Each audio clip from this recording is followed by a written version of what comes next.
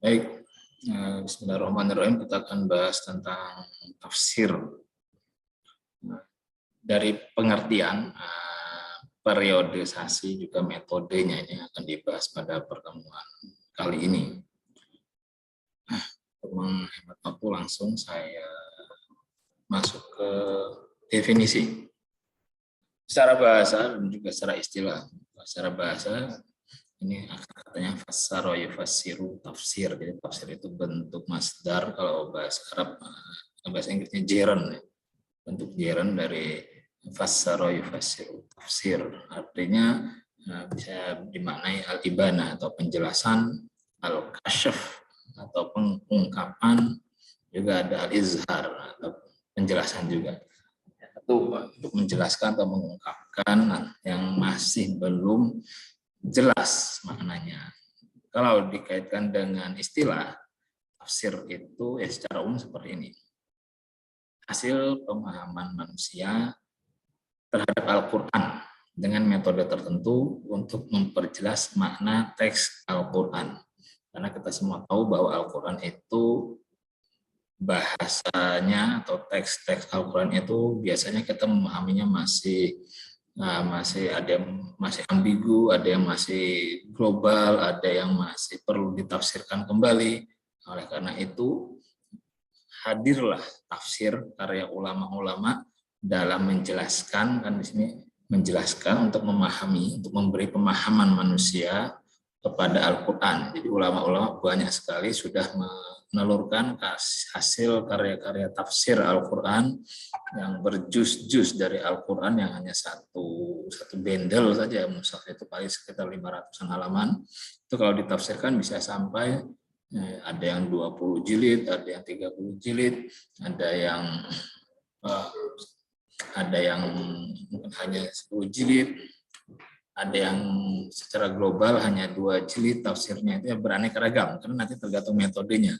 Jadi nanti kita juga di sini akan melihat metode-metode penafsiran itu seperti apa, dan itu akan mempengaruhi tebal jumlah halaman tafsir itu tadi.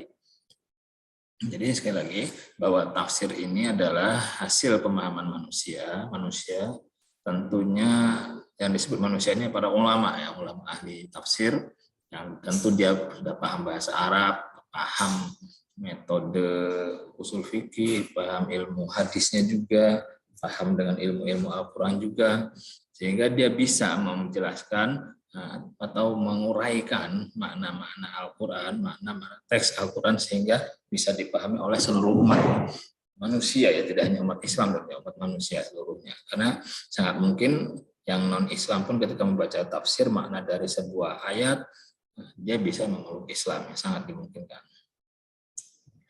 Nah, sekarang kita masuk ke periodisasi. Periodisasi tafsir Al-Quran. Ada 3 periode. Yang pertama periode klasik. Periode klasik ini dari abad ke-1 sampai dengan abad ke-2 Hijriah, ya, sejak masa-masa Rasulullah, sahabat yang masuk dalam periode awal. Kemudian periode pertengahan, ini abad ke-3 sampai ke-8 Hijriah atau sampai abad 15, abad ke-15 Masehi. Masa-masa keemasan periode tafsir, ya, sampai berpuluh-puluh jilid. Nanti akan kita lihat contoh-contohnya. Kalau periode modern, kalau ini periode akhir abad ke-18, jadi antara abad 15 sampai abad ke-17 ini nanti ada masa-masa vakum, ya, karena masa-masa itu masa kemunduran, sehingga tidak jadi masuk kategori dalam 3 periodisasi tafsir ini. Jadi ada masa vakumnya dari setelah akhir abad ke-15 sampai sebelum abad ke-18 itu ada masa kevakuman dalam Islam, karena masa-masa keilmuan Islam bisa mengalami istilahnya kehancuran, ya, sejak adanya kehancuran di Baghdad, itu masa kehancuran. Kemudian pada akhir abad ke-18 Masehi, ya, tepatnya 1700-an sekian, itu muncul lagi periode tafsir dengan tafsir-tafsir yang modern, ya, hingga saat ini. Sekarang ini juga masih banyak ulama-ulama tafsir yang kontemporer melahirkan karya-karya tafsir Al-Quran. Di Indonesia juga sampai saat ini kan masih banyak yang menunjukkan tafsir-tafsir. Nah, kita lihat yang pertama, periodisasi yang klasik. Kalau dilihat dari tabel ini, kita bisa membaca. Ada sumber, ada bentuk, ada metode juga. Periode awal, sumbernya tafsir itu ya dari Al-Quran juga. Biasa ada Al-Quran ditafsirkan dengan ayat lain. Satu ayat ditafsirkan dengan ayat lain. Kemudian ada dari ijtihad Nabi. Ini kan bagaimana Nabi memaknai ayat itu tergantung dengan ijtihad beliau, ada juga. Juga sumbernya dari perkataan sahabat tabi'in. Tentu ini kalau perkataan sahabat atau perkataan tabi'in ini berarti riwayat modelnya. Dari riwayat-riwayat sahabat atau riwayat-riwayat tabi'in. Kemudian cerita Israiliyat. Nah, ini banyak sekali mewarnai tafsir-tafsir Al-Quran di era-era awal. Israiliyat ini cerita-cerita bangsa Bani Israel. Tafsir-tafsir tentang misalnya ketika Nabi Ayub sakit itu ditafsirkan, diceritakan bahwasanya Nabi Ayub itu kalau sakit sampai sakit budik ya misalnya. Kalau di cerita-cerita seperti para mubalik biasanya seperti itu, sakitnya parah, kemudian tidak bisa bergerak macam-macam sampai ditinggalkan istrinya, sampai istrinya itu merasa jijik dengan sakitnya. Itu kan sebenarnya cerita-cerita Israiliyat. Padahal yang namanya Nabi itu kalau sakit itu pasti sakitnya khafifil marad ya, hanya sakit ringan. Dalam akidah Ahlussunnah itu nggak ada Nabi yang sakitnya sampai separah Nabi Ayub yang kita dengar ceritanya itu. Itu sebetulnya dari cerita Israiliyat. Ya, cerita Israiliyat ini adalah cerita-cerita yang kalau kata Nabi, la tusaddiquhu wa la tukadzibuhu. Ya, jangan kalian percaya, tapi jangan pula kalian dustakan, karena bisa jadi ada betulnya, bisa jadi ada salahnya. Jadi hanya sekadar kalau Nabi menyifati cerita-cerita Israiliyat itu ya sekadar cerita-cerita mereka saja lah, gitu. Tidak bisa kita jadikan pedoman. Gampangnya seperti itu. Seperti cerita-cerita Zulaikha dan Nabi Yusuf ya, Nabi Yusuf itu kan dikabarkan mereka berpasangan. Itu kan cerita Israiliyat, padahal mereka kan tidak berpasangan. Makanya doa-doa biasanya kalau orang di nikahan kan biasanya berdoa Allahumma alif bainahuma kama alafta baina Yusuf wa Zulaikha.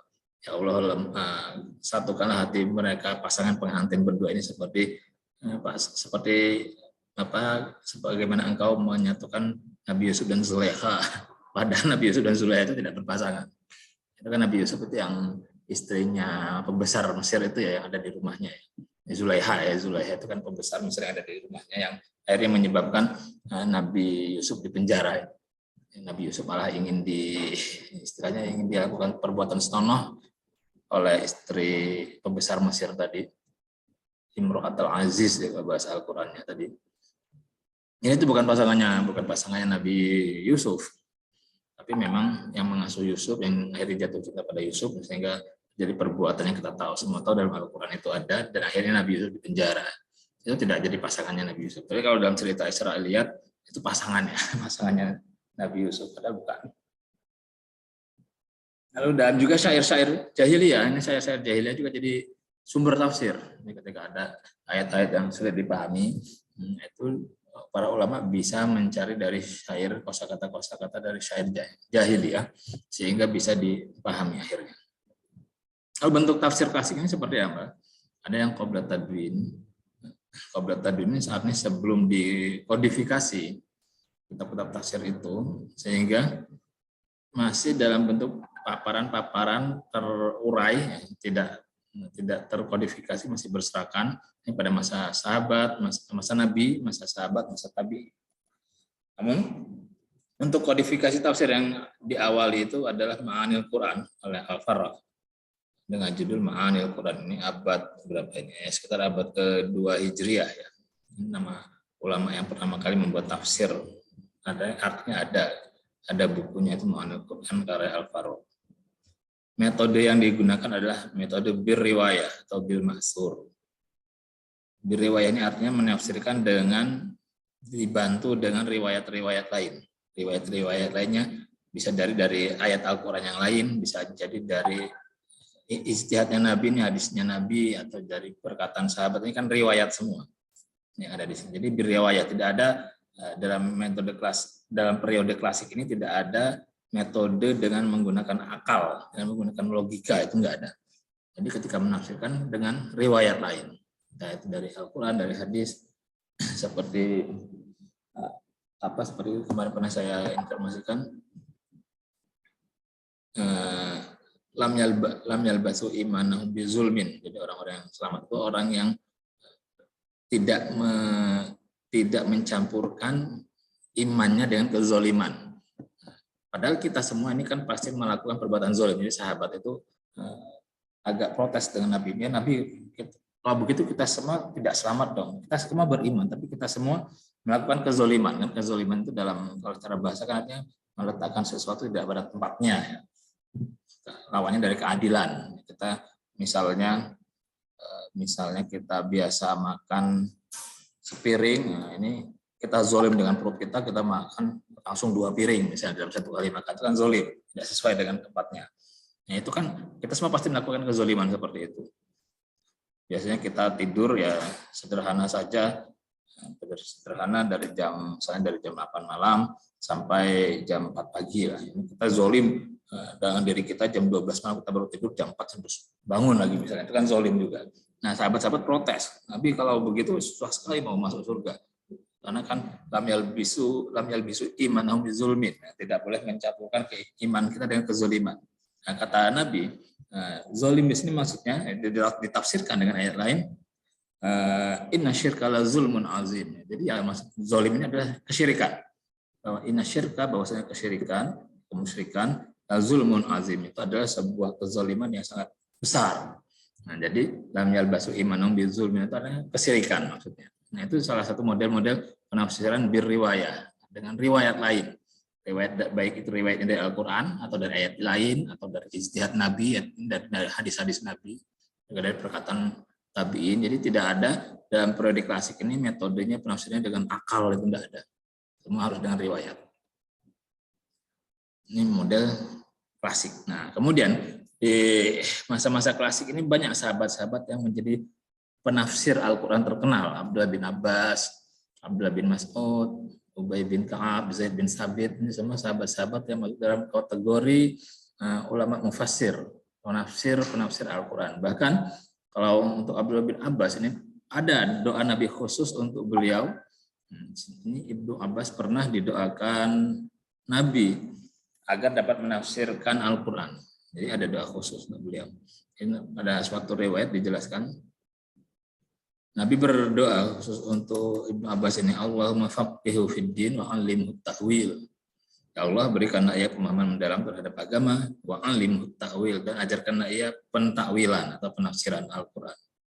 Ini sahabat yang disebut dengan Abdullah Ibnu Abbas. Abdullah Ibnu Abbas ini sebetulnya sepupu Nabi, karena putranya Abbas.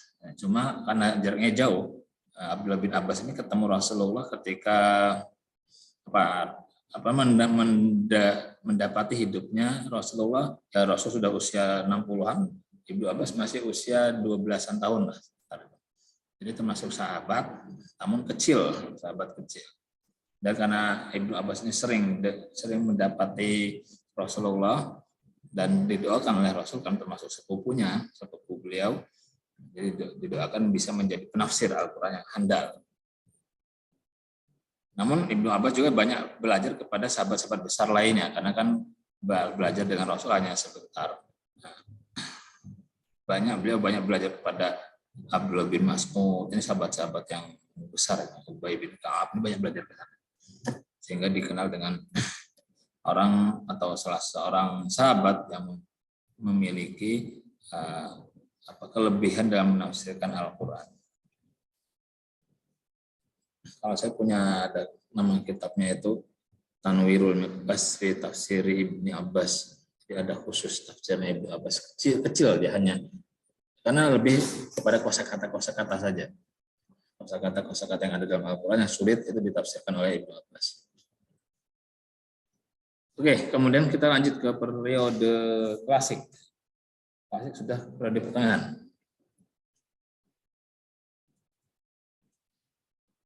Periode pertengahan ini, jadi kalau tadi abad 1 sampai ke 2 Hijriah, kalau yang periode pertengahan abad 3 sampai 8 Hijriah. Jadi sumbernya di sini sudah beda. Kalau tadi kan sumbernya riwayat semua. Kalau abad ini, pada pertengahan ini sumbernya akal. Juga fanatisme mazhab ini juga jadi sumber. Nah, ini yang jadi menyebabkan tafsirnya jadi nanti bias. Tafsirnya apa istilahnya bisa dikatakan tidak objektif karena mengikuti mazhabnya. Namun mazhab di sini ya lebih cenderung kepada mazhab akidah ya, ada Syiah, ada Sufi falsafi, ada yang moderat seperti itu. Ini kan tafsir Syiah, ini tafsir Al-Qur'an karya Ibrahim Al-Qumi 939 Masehi. Ini tafsirnya kalau kita buka itu enggak isinya apa ya, jauh berbeda lah dengan tafsir-tafsir kebanyakan yang dipahami oleh orang Indonesia, karena Indonesia kan jelas Ahlus Sunnah. Ini tafsirnya tafsir Syiah semua. Ya misalnya apa ya? Kalau ada yang berbicara tentang dua hal itu misalnya saya agak lupa itu menceritakan tentang dua hal itu, yang satunya pasti ditafsirkan Nabi Muhammad, yang satunya sahabat Ali begitu.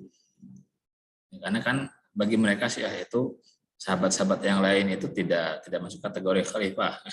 Yang masuk kategori khalifah hanya Ali bin Abi Thalib.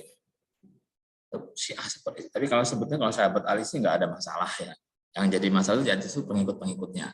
Nah, semua pengikut kalau Syiah itu dia istilahnya tidak menerima khalifah-khalifah yang lain selain Ali, dan juga kemudian putranya Hasan, terus sampai ke Zainal Abidin, sampai nanti akan ada khalifah yang dinanti itu Imam Mahdi Al-Mahdi Al-Muntazar, itu kan turunan Ali.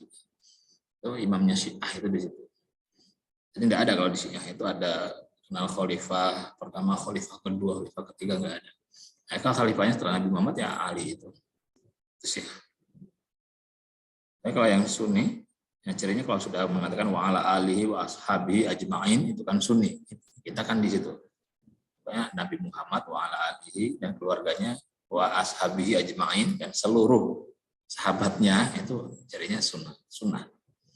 Makanya kalau di Indonesia dulu waktu awal-awal tarawih itu kan informasinya mengapa Bilal ini selalu menyebutkan setelah rakaat keempat selesai ada al-khalifatul awal Sayyidina Abu Bakar Siddiq, kemudian setelah 4 rakaat berikutnya Sayyidina Umar. Nah, itu kan sebetulnya untuk mengkantor kalau saat itu Syiah sudah mulai masuk ke Indonesia. Jadi ketika dikantor dengan pujian Bilal seperti tadi dalam tarawih, itu kan berarti mereka merasa panas di sana karena ada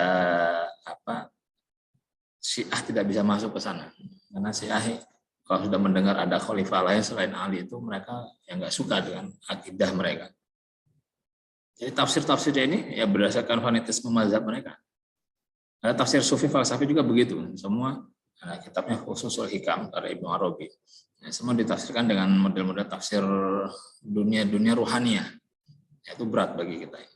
Tapi ada yang moderat ini ya sama seperti kita kebanyakan.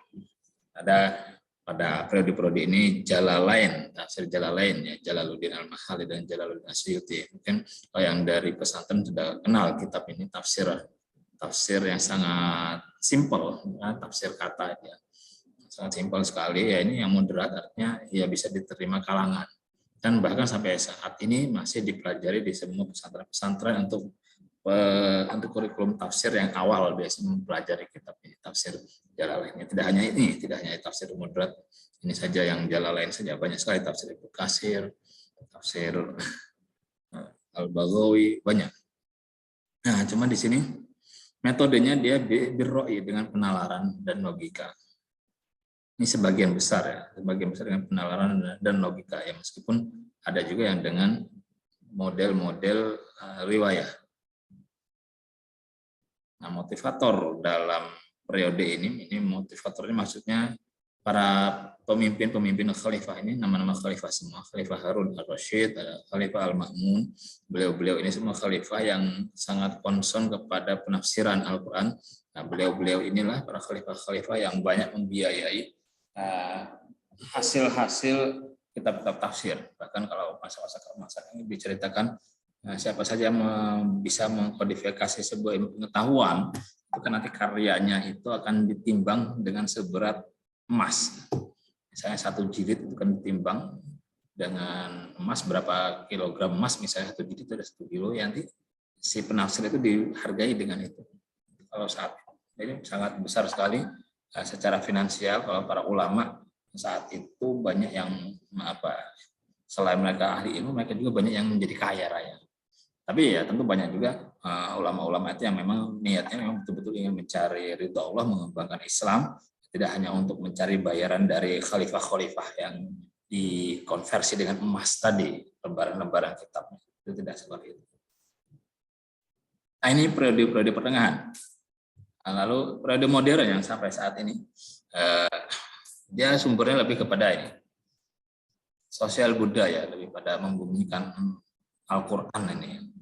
Nah, bentuk tafsirnya kita bisa lihat ada tafsir Al-Manar karya Muhammad Abduh. Ini lebih fokus pada agama dan ekonomi. Atau juga tafsir Al-Jauhari, Tantoy Jauhari, fokus pada agama dan kajian-kajian ilmiah. Kalau yang di Indonesia ada Al-Azhar, tafsir Al-Azhar karya Buya Hamka. Ini periode modern ini sampai sekarang.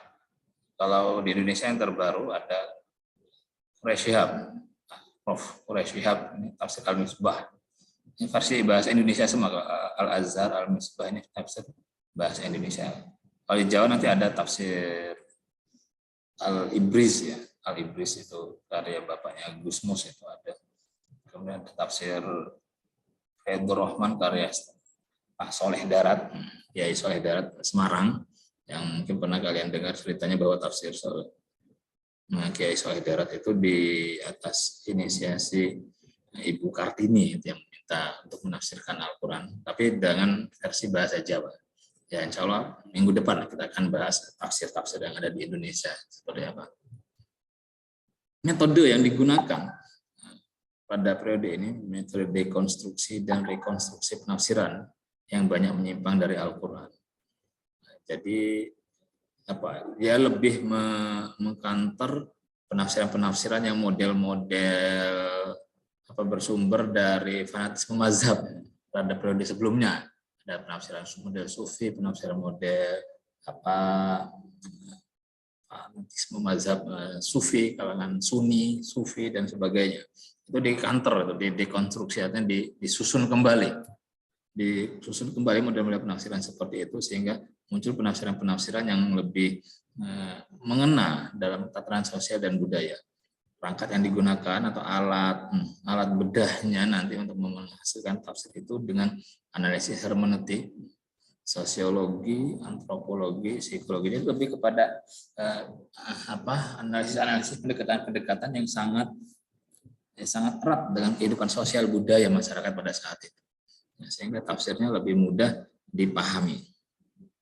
Ini karakteristik tafsir pada periode modern. Yang sampai kita tahu mungkin ini Al-Misbah ini kalau di Indonesia yang sangat monumental, tafsir Al-Misbah Pak Quraish Shihab ya, sekitar saya lupa ada berapa jilid, sekitar hampir 20-an jilid. Mungkin ada yang sudah pernah baca. Oke, itu periodenya ada 3, klasik, pertengahan dan modern. Sampai di sini ada pertanyaan? Ya. Jadi yang di tafsir itu sikap yang mengatakan satu sektor itu baik, maksudnya kan itu akidah. Jadi cara tahu yang akidah itu terus kami ya baik. Ya biasanya kalau untuk tafsir-tafsir yang ini tadi ya, yang model ini ya, yang berdasarkan fanatisme mazhab ini, biasanya kalau di pesantren-pesantren yang kebanyakan umum di Indonesia kan rata-rata Ahlussunnah wal Jamaah, itu dia tidak akan mengenalkan dengan tafsir-tafsir seperti ini di pesantrennya. Dan ketika ada pun ya hanya sekedar diberitahu ini tafsir Syiah seperti ini. Di dalamnya nanti akan dijelaskan model-model penafsirnya seperti ini. Model-model penafsirnya jadi jauh sekali dari makna teks itu. Seperti saya tadi contohkan, ketika ada zauja ini misalnya ada yang berpasang-pasangan itu ada diartikan dengan Allah, dengan Nabi Muhammad dan Sayyidina Ali.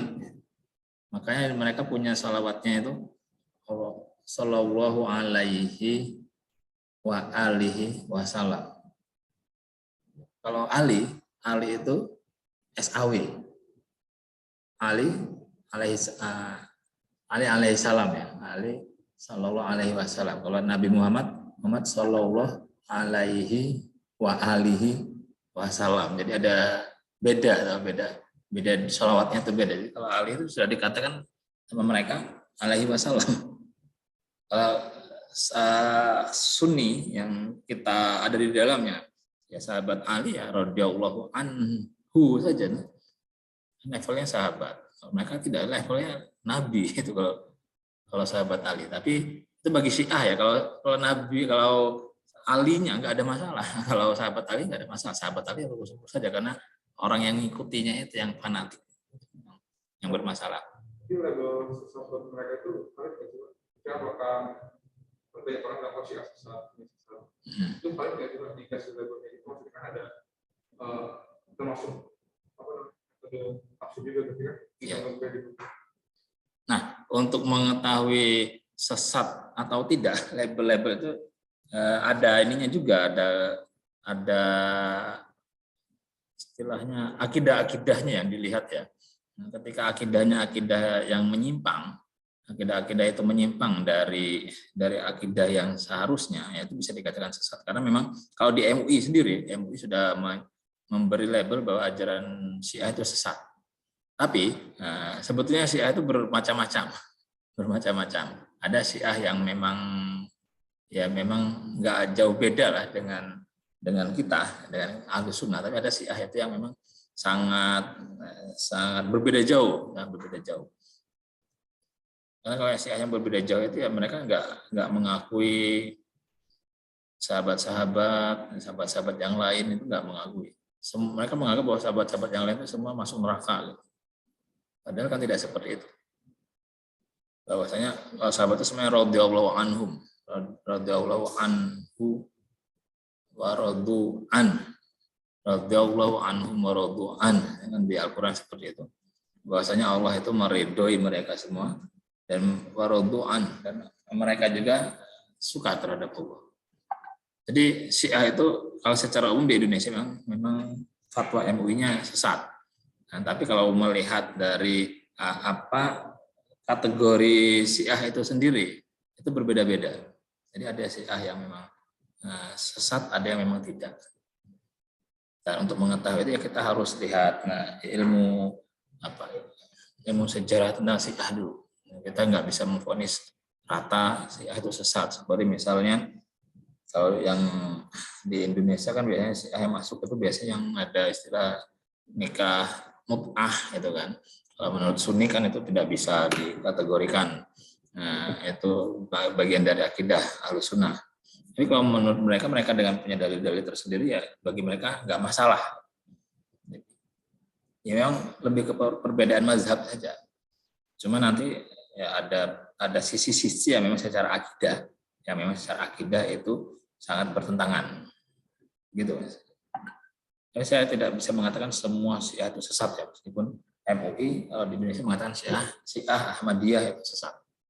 Tapi kalau Syiah itu sendiri dia masih ada akidah yang sama, jadi ada Syiah Isna Asyariyah, ada Syiah Zindikah, ada Syiah saya lupa, ada sekitar 12-an namanya. Nama sekte-sekte Syiah itu banyak sekali. Tapi tetap masih ada yang istilahnya jalurnya tidak menyimpang, masih ada. Oke, ada lagi pertanyaan? Masuk ke metode tafsir. Ada tahlili, disebut juga ta'jizi. Mengapa demikian? karena dia menjelaskan atau menafsirkan Al-Quran berdasarkan urutan juz dalam mushaf. Ini yang biasa dipakai ya model metode penafsiran tahlili. Metode tafsir ini mengkaji ayat-ayat Al-Quran dari segala segi dan maknanya berdasarkan kecenderungan keahlian. Jadi mulai dari Al-Fatihah atau per juz, biasanya dibuatnya per juz, juz alif lam mim, juz sayaqulu, juz lan tanalul birra, dan seterusnya. Sehingga tafsirnya nanti ya lumayan tebal-tebal. Ini ada menggunakan penafsiran bil ma'sur, ini lebih cenderungnya seperti dengan riwayat, penafsirannya dengan riwayat. Contohnya yang paling tebal itu Jami'ul Bayan fi Tafsiril Quran karya Ibnu Jarir At-Tabari. Namun ada juga yang menggunakan penafsiran menggunakan metode birro'i, Mafatihul Ghaib karya Fakhrul Razi. Ini birro'i, ini dengan logika, tidak dengan riwayat, tapi dengan logika. Jadi ada model-model penafsiran yang seperti itu. Ada yang bil mahsur, ada birro'i atau birriwayat. Kalau bil mahsur ini menafsirkan dengan ayat lain atau dengan hadis lain. Kalau birro'i menafsirkan bebas ya, dengan logika, dengan bahasa, dengan akal, filsafat dan sebagainya. Karena ini yang saya menunjukkan yang karya-karya yang banyak digandrungi oleh orang-orang. Bahasanya ada kosakata, asbabun nuzul, munasabah Al-Quran, balaghah dan lain-lain. Jadi bahasanya lengkap semua. Semua ilmu-ilmu Al-Quran itu dibahas dalam mengurai setiap ayat-ayat. Kelebihannya mengurai berbagai aspek dalam Al-Quran. Jadi lebih komprehensif. Ya, sehingga karya tafsirnya tebal-tebal sampai berjilid-jilid. Kekurangannya banyak dimasuki penafsiran Israiliyat. Nah ini jelas. Kalau yang penafsiran bil ma'sur dengan asar, dengan riwayat-riwayat, hadis-hadis, atau dengan cerita-cerita, nanti banyak dimasukin dengan penafsiran Israiliyat. Penafsiran cerita-cerita bangsa Bani Israel. Ada yang metode tafsir berikutnya ijmali. Hampir sama dengan metode tahlili. Hanya saja metode ini menjelaskan secara global. Misalnya tafsir Jalalain, tafsir Muyassar Al-Quran, sama seperti itu. Modelnya sama dari per juz dia, tapi menafsirkannya tidak sedetil yang ada di sini. Sehingga kelebihannya mudah dipahami oleh orang yang membaca. Jadi kita butuh apa ya? Penafsirnya hanya singkat-singkat saja. Kalau yang tahlili, ini satu ayat pun bisa berhalaman-halaman. Kalau yang metode ijmali, yaitu satu halaman itu sudah menguraikan berbagai ayat. Itu bedanya. Jadi kalau yang tahlil lebih rinci, yang banyak sekali juz-juznya sampai 20 juz. Kalau yang ijmali ini paling hanya ada satu juz, hanya ada satu kitab. Misalnya Jalalain hanya satu kitab. Tafsir Jalalain atau tafsir Muyassar itu hanya satu kitab. Ya, meskipun dalam kitab itu ada 2 juz biasanya. Itu karakternya seperti ini. Kemudian kita bisa lihat, nah ini contoh tahlili, misalnya tafsir Al-Kasyaf tadi. Ini hanya membahas tentang alif lam mim, ini penafsirnya sampai sekian. Pokoknya. Dan tahlili, jadi betul-betul rinci kalau yang tahlili. Kalau yang model ijmali, tidak jelas fokusnya. Ini saat ini model tafsir Jalalain, alif lam mim, Allahu a'lamu bimuradihi. Terus zalika ai haza al-kitab alladzi yaqra'u Muhammad. Singkat-singkat tafsirnya. Jadi setiap kata ditafsirkan, diuraikan hanya tafsir kata saja. Sudah bisa dipahami. Jadi ketika nanti kalau kalian ingin mencoba melihat ya, coba download tafsir Jalalain itu yang versi software itu ada, versi aplikasi itu ada. Tafsir Jalalain singkat-singkat, yang tidak terjemah juga ada. Kalau yang tafsir model tahlili yang per juz, ini satu juz saja bisa sampai 600-an halaman. Ya, ada sampai 10-an juz itu ada. 20-an juz ada. Kalau ini cuma satu kitab saja kalau Jalalain. Ini satu halaman ini sudah menguraikan berbagai ayat di sini. Bandingannya yang ini alif lam mim ini satu juz, ini satu halaman juga belum selesai. Itu kalau yang tahlili. Nah, ini metode tahlili dan metode ijmali. Yang simple untuk pahami kalau sekedar kita untuk tahu makna kosakata itu lebih baik yang model tafsir ijmali, Jalalain atau tafsir Muyasar. Tapi kalau ingin betul-betul menjadi pengkaji tafsir untuk memahami berbagai riwayat-riwayatnya, berbagai perbandingan mazhabnya, nanti pakai yang tahlili. Kemudian metode berikutnya selain tahlili dan ijmali ada muqaran, perbandingan, hasil perbandingan. Penafsiran perbandingan ini berupa perbandingan satu ayat Al-Quran dengan ayat lainnya, kemudian ayat Al-Quran dengan hadis, atau kitab tafsir satu dengan tafsir lainnya.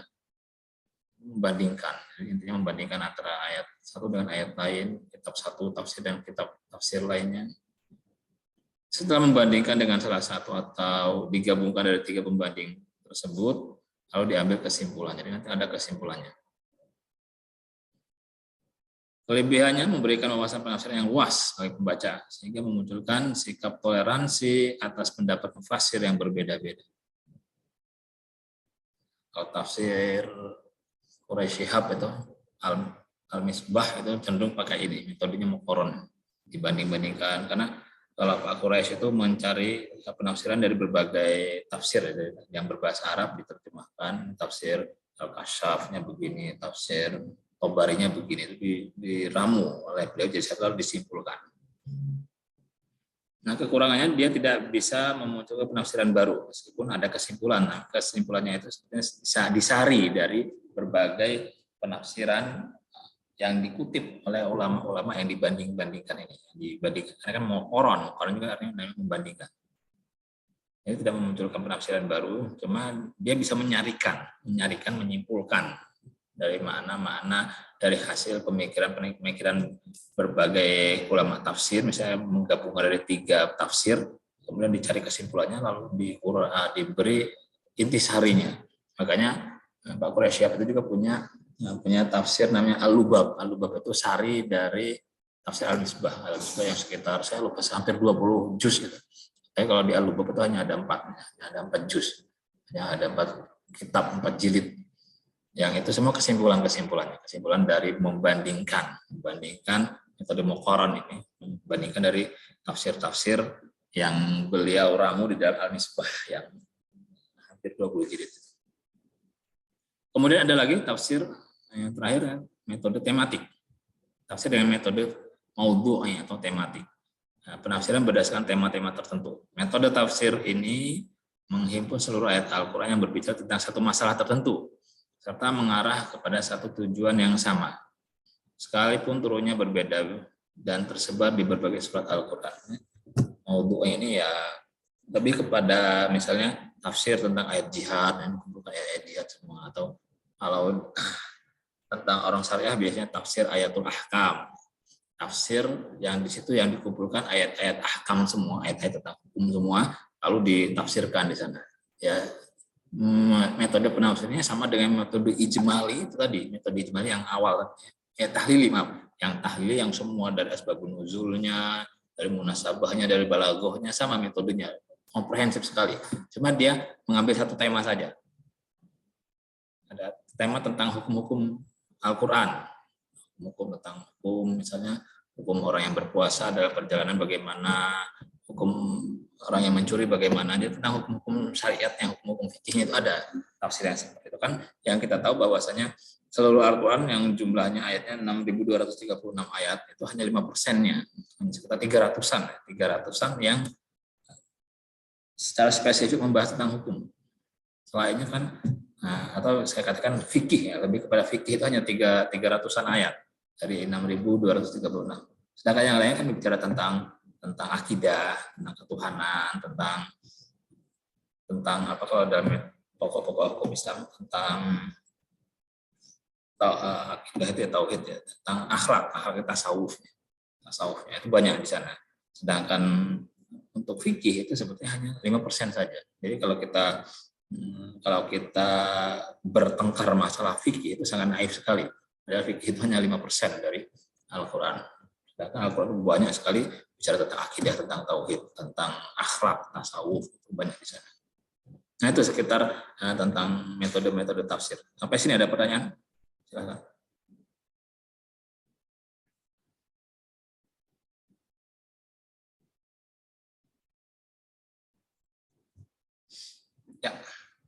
Kalau tidak ada, mungkin ini materi